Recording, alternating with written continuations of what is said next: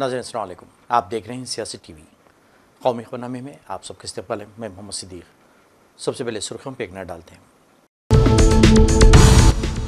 जम्मू कश्मीर में national conference और कांग्रेस के इत्तेहाद की शानदार जीत। बीजेपी को 29 सीटें, पीडीपी महज 3 तक महदूद। अवाम ने 5 अगस्त 2019 के मरकज़ी हुकूमत के फैसले को मुस्तरद कर दिया। फारूक अब्दुल्ला का रद्द-ए-अमल। अवाम से किया इज़हार तशक्कुर। उमर अब्दुल्ला होंगे चीफ मिनिस्टर। कहा अब पुलिस की नहीं अवाम की हुकूमत होगी।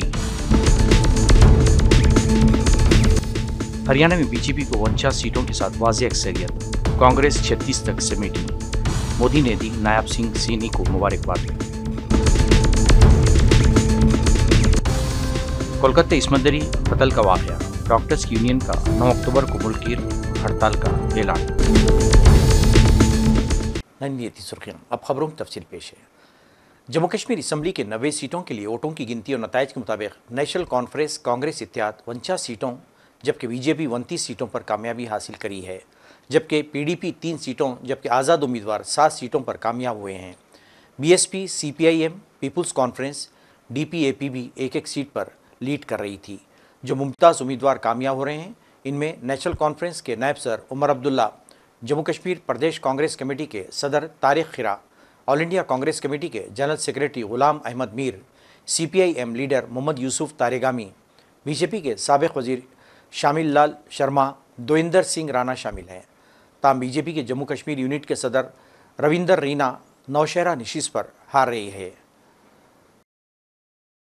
नेशनल कॉन्फ्रेंस के सरबराह फारूक अब्दुल्ला ने जम्मू कश्मीर में शानदार कामयाबी पर अवाम का शुक्रिया अदा किया है।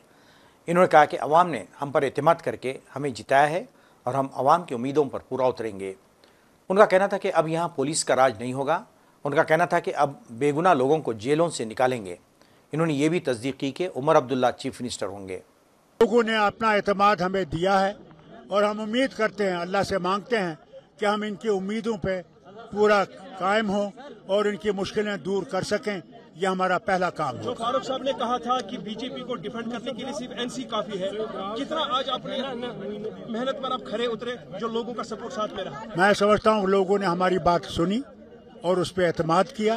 मैं लोगों का बेहद मशकूर हूँ और उम्मीद करता हूँ कि हम उनकी उम्मीदों पे जो उन्होंने हमें दिखाई है कि हम पूरा उतरे। जो उम्मीद आपको लोगों पर है, आपकी तरफ से कौन सा भरोसा आप दिलाना चाहेंगे लोगों को? जो मिजरीज हैं उनमें, जो शिकवे शिकायतें हैं, उनको दूर करने। सबसे बड़ी चीज ये है कि जो दबाव है, उस दबाव को हमने खत्म करना है। ये पुलिस राज नहीं होगा, ये लोगों का राज होगा। यहाँ जो बेगुनाह जेलों में बंद हैं, उनके लिए हम कोशिश करें कि उनको निकालें।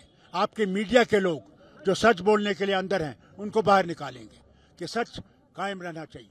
सच ही हमें आगे ले जाएगा और मीडिया आज़ाद होगा इंशाअल्लाह, और मीडिया लिखेगा।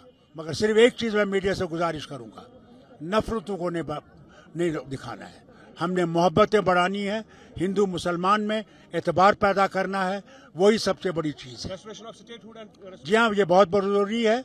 इसमें मुझे उम्मीद है कि हमारे जो गठबंधन के लोग हैं, जो इंडियन अलायंस है, वो हमारे साथ इसके लिए बराबर की जंग लड़ेंगे कि स्टेटहुड जल्दी से जल्दी यहाँ पे वापस आया जाए। हरियाणा में कांग्रेस आज वीक हो गई। मुझे अफसोस है इस बात का, बेहद अफसोस है, क्योंकि वो जीतना हमें पूरा पता था वो जीतेंगे, मगर मेरे ख्याल से इंटरनल डिस्प्यूट जो उनमें थे उसने टोल दिखाया है।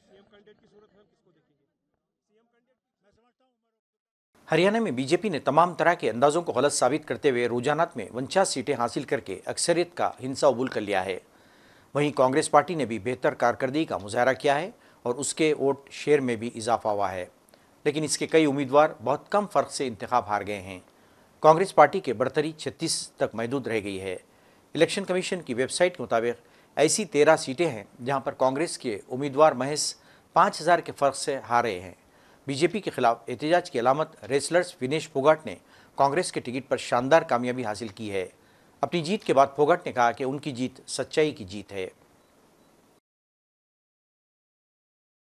कांग्रेस ने इल्ज़ाम लगाया कि हरियाणा असम्बली इंतखाबात के वोटों की गिनती के रुझानात को इलेक्शन कमीशन की वेबसाइट पर सुस्त रफ्तारी से अपलोड किया जा रहा है। पार्टी का कहना है कि शायद हुक्मरां बीजेपी की जानिब से रियासती इंतजामिया पर दबाव डालने के लिए ऐसा किया जा रहा था। मिनटों में हम पेश करेंगे। शिकायत कर रहे हैं, अब उम्मीद करते हैं कि ईसीआई हमारे सवालों का जवाब दें, क्योंकि 10, 12, 11 राउंड के नतीजे आ चुके हैं, पर जो अपडेट किया गया ईसीआई के वेबसाइट पर, चैनलों पर, सिर्फ 4 या 5 राउंड के नतीजे आ रहे हैं। तो ये प्रशासन पर एक दबाव रखने का एक तरीका है। ये लोकसभा चुनाव में भी हुआ था, हम लोग गए थे, अभिषेक सिंघवी जी और मैं ईसीआई गए थे, हमने शिकायत की और तब ईसीआई ने कार्रवाई की। तो हम उम्मीद करते हैं कि ईसीआई जो एक संवैधानिक संस्था है, एक निष्पक्ष संस्था है, इस तरीके से स्थानीय प्रशासन पर दबाव नहीं डालना चाहिए। सर, अपने कार्यकर्ताओं से भी कुछ आप लोगों ने अपनी नहीं, कोई हताश होने की कोई ज़रूरत नहीं है, निराश होने की कोई ज़रूरत नहीं है।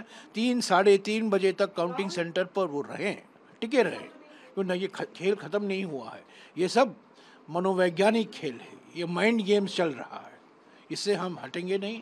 ये कोई निराश होने की कोई कारण नहीं है। हमें जनादेश मिलने वाला है, कांग्रेस की सरकार बनने वाली है। तमाम चैनल्स पे देखिए, पहली बार होता हुआ दिख रहा है कि चैनल्स अपने रिपोर्टर्स के जो आंकड़े आते हैं काउंटिंग सेंटर से वो नहीं दिखा रहे, चुनाव आयोग के आंकड़ों पर निर्भर कर रहे हैं, और चुनाव आयोग के आंकड़े चौथे या पाँचवें छठे राउंड के दिखा रहे हैं, जबकि हमारे कंट्रोल रूम से 11-11 राउंड के आंकड़े आ चुके हैं। मैं आपको विनेश फोगाट जी का उदाहरण देता हूं। आप कोई चैनल खोल दीजिए, सब में उनको 4 राउंड के बाद पीछे दिखाया गया था, जबकि 9 राउंड के बाद वो 4,437 वोटों से आगे हैं, अब 5200 वोटों से आगे हो गई हैं। तो ये आंकड़ों में जो मिसमैच है, गैप है, ये क्यों है, ये हम बार बार चुनाव आयोग से, अभी हमारे महासचिव जयराम रमेश जी ने ट्वीट करके भी पूछा है कि ये क्या दबाव डालने की कोशिश हो रही है स्थानीय प्रशासन पर। इसलिए हम फिर से चुनाव आयोग को कह रहे हैं, आगाह कर रहे हैं कि इसमें तुरंत एक्शन ले, तुरंत जितने राउंड्स हो चुके हैं अपडेट करें, जितने भी जो ट्रेंड्स हैं उनको अपडेट किया जाए। सर किस तरीके की आपको खामियां आपको लगता है या क्या होना चाहिए? 11 राउंड हो चुके हैं, 12 राउंड हो चुके हैं, आप अभी छठे या सातवें राउंड पर ही रुके हुए हैं। चैनल्स उसी पर निर्भर कर रहे हैं, चुनाव आयोग के उस पर। रिपोर्टर्स के अपने आंकड़े बाहर आ नहीं रहे हैं। कभी कोई काउंटिंग में ऐसा नहीं होता कि रिपोर्टर्स के। आम आदमी पार्टी की रुकन राज्यसभा स्वाति मालीवाल ने हरियाणा में इंतखाबी नताइज के रुझान को देखते हुए दिल्ली के साबिक वज़ीर आला अरविंद केजरीवाल पर बेवास्ता हमला किया और पार्टी पर हरियाणा इंतखाबात में इंडिया इत्तेहाद को धोखा देने का इल्ज़ाम लगाया। स्वाति मालीवाल ने आज एक्स के जरिए आप पर हमला करते हुए कहा, सिर्फ कांग्रेस से बदला लेने के लिए हरियाणा में इंतखाबी मैदान में उतरे, मुझ पर बीजेपी का एजेंट होने का झूठा इल्ज़ाम लगाया गया। आज वो खुद इंडिया इत्तेहाद को धोखा दे रहे हैं और कांग्रेस के वोट काट रहे हैं। इन्होंने कहा कि सब कुछ छोड़ो, इन्होंने विनेश फोगाट को हराने के लिए उम्मीदवार खड़ा किया। यहाँ तक कि हालात ऐसे क्यों हो गए हैं कि लोग अपनी आबाई रियासत में अपनी जमा पूंजी नहीं बचा पा रहे हैं। गुस्ताख रसूलियती नरसिंहानंद के खिलाफ न सिर्फ मुसलमानों बल्कि अमन पसंद भी गम गुस्सा पाया जा रहा है। सियासी, समाजी और मजहबी तंजीमों की जानिब से थानों और पुलिस स्टेशनों में शिकायतें और FIR दर्ज कराकर सख्त कार्रवाई का मुतालबा भी किया जा रहा है। इस दरमियान आज ऑल इंडिया कांग्रेस कमेटी अखिलती शोबे के चेयरमैन और रुकन पार्लियामेंट इमरान प्रतापगढ़ी की इमा पर अब्दुल वाहिद कुरैशी, चेयरमैन दिल्ली प्रदेश कांग्रेस कमेटी अखिलती शोबे की क़ियादत में कौमी अखिलती कमीशन के चेयरमैन इकबाल सिंह लालपुरा को मकतूब दिया गया। इस मकतूब में नफरत फैलाकर माहौल ख़राब करने वाले यती नरसिंहानंद के खिलाफ सख्त से सख्त कार्रवाई का मुतालबा किया गया है। इस मकतूब पर चेयरमैन इकबाल सिंह ने यकीन दहानी कराई है कि कमीशन से जो कुछ हो सकेगा वो कार्रवाई ज़रूर करेगा। वज़ीर-ए-आज़म नरेंद्र मोदी 21वें आसियान हिंदुस्तान चोटी कॉन्फ्रेंस और 19वें मशरक़ी एशिया चोटी कॉन्फ्रेंस में शिरकत के लिए 10 और 11 अक्टूबर को लाओस के दौरे पर रहेंगे। Modi Laos People's Democratic Republic के वज़ीर-ए-आज़म सोनिक्से सेफेनडोन की दावत पर लाओस का दौरा कर रहे हैं। मिस्टर सेफेनडोन आसियान के मौजूदा चेयरमैन हैं। हिंदुस्तान के एक्ट ईस्ट पॉलिसी इस साल एक दहाई मुकम्मल कर रही है। एक बयान में कहा गया है कि आसियान के साथ ताल्लुकात एक्ट ईस्ट पॉलिसी और हमारे इंडो पैसिफिक विजन का मरकज़ी सुतून है। आसियान हिंदुस्तान चोटी कॉन्फ्रेंस हमारी जामे स्ट्रेटेजिक पार्टनरशिप के ज़रिए हिंद आसियान ताल्लुकात की पेशरफ्त का जायज़ा लेगी और ताउन के मुस्तक़बिल के सिम का तयन करेगी। बयान में कहा गया है कि इम्कान है कि मिस्टर मोदी चोटी कॉन्फ्रेंस के मौके पर दो तरफ़ा मुलाकातें करेंगे। जम्मू कश्मीर और हरियाणा में असम्बली इंतखाबात मुकम्मल होने के बाद कांग्रेस का रुख दिल्ली की तरफ हो गया है। दिल्ली में अगले साल कई शुरुआत में असम्बली इंतखाबात होने हैं। ऐसे में कांग्रेस ने भी इससे ही इंतखाबात की तैयारी शुरू कर दी है। इस सिलसिले में पार्टी 23 अक्टूबर से न्याय यात्रा निकालने जा रही है। इस यात्रा में राहुल गांधी के साथ साथ प्रियंका गांधी और पार्टी के कौमी सर मल्लिकार्जुन खड़गे भी शामिल होंगे। वज़ीर दिफा राजनाथ सिंह ने जर्मन वज़ीर दिफा बोरिस पिस्टोरियस के साथ बातचीत के दौरान दिफाई शोबे में ताउन का जायज़ा लिया। राजनाथ सिंह ने आज सोशल मीडिया पर एक पोस्ट में इत्तला दी। दोनों वज़ीराए दिफा ने टेलीफोनिक गुफ्तगू के दौरान फ़िज़ाई और बहरी मशक़ों समेत मुख्तलिफ शोबों में दिफाई ताउन का जायज़ा लिया।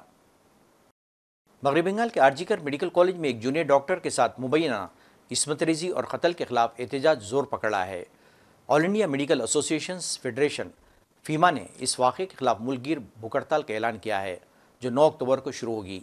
ये एहतजाज 9 अगस्त को पेश आए एक संगीन वाक़े के बाद शुरू हुआ, जिसमें मगरबी बंगाल के आरजीकर मेडिकल कॉलेज में एक ट्रेनी डॉक्टर के साथ मुबैना इस्मतदरी और कत्ल का वाक़या सामने आया था। इस वाक़े ने न सिर्फ मगरबी बंगाल बल्कि मुल्क भर में डॉक्टरों के हलकों में शदीद गम गुस्सा पैदा किया है। फीमा के सर सोरनकर दत्ता ने कहा कि वो मगरबी बंगाल जूनियर डॉक्टर्स के साथ करीबी राब्ते में हैं और मुल्कगीर एहतजाज का हिस्सा बनकर अपने साथियों से एकजहती का इजहार कर रहे हैं। हुकूमत इन OTT पर दिखाए जाने वाले मवाद को लेकर नए क़वानीन नाफिज करने की सिमत में काम कर रही है। वियात इत्तलात और नशरियात ने इस सिलसिले में क़वानीन नाफिज करने की तैयारियाँ शुरू कर दी हैं।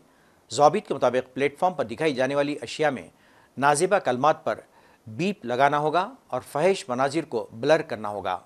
इन ज़ाबित के निफाज का मकसद OTT प्लेटफॉर्म पर दिखाए जाने वाले काबिल एतराज़ मवाद पर काबू करना और मुल्क की तारीख़ व सक़ाफ़त को सही ढंग से पेश करना है। हिंदुस्तान में OTT प्लेटफॉर्म की बढ़ती मकबूलियत के दरमियान हिंदुस्तानी वज़ारत इत्तलात और नशरियात ने OTT प्लेटफॉर्म पर मौजूद मवाद के मेयार और दुरुस्तगी को यकीनी करने के लिए कदम उठाने का फ़ैसला किया है।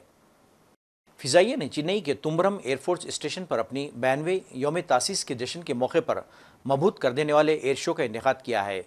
इस साल का थीम साक्षित, सक्षम, आत्मनिर्भर यानी कौमी ताकतवर खुद निसार इंडियन एयरफोर्स की ताकत और महारत के मुजाहरे में वाज़ेह तौर पर झलक रहा था।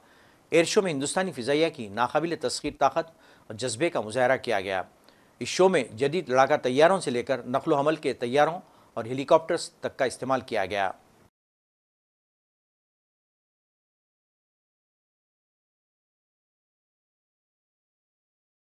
नाज़रीन, आखिर में सुर्खियों पे एक और